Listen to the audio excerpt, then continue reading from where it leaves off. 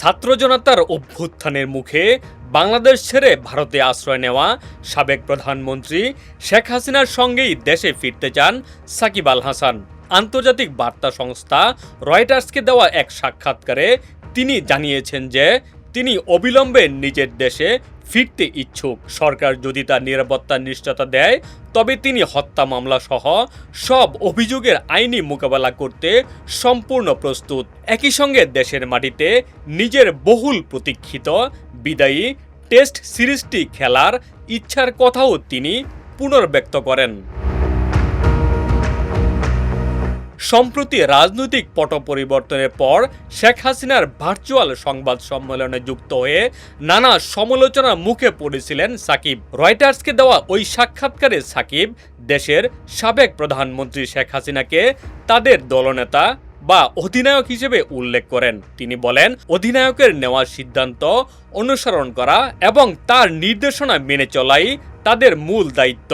শেখ হাসিনা ডিসেম্বরে বাংলাদেশে ফেরার ঘোষণা দেওয়ায় সাকিব আল হাসান জানান যে সম্ভব হলে তিনি ওই সময়ই তার সফর সঙ্গী হতে চান।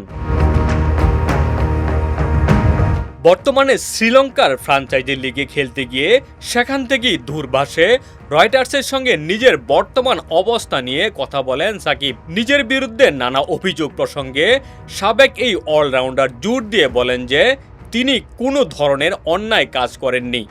গত 2 বছর ধরে বিদেশে অবস্থানের পর এটি ছিল নিজের সার্বিক রাজনৈতিক পরিস্থিতি ও ব্যক্তিগত অবস্থান নিয়ে তার সবচেয়ে বিস্তারিত বক্তব্য।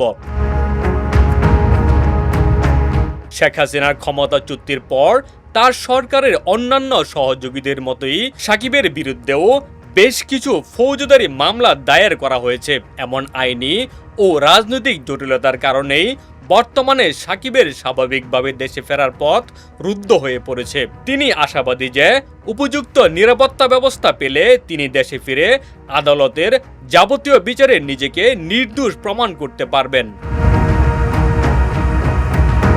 ডেস্ক রিপোর্ট, বাংলা বাজার পত্রিকা।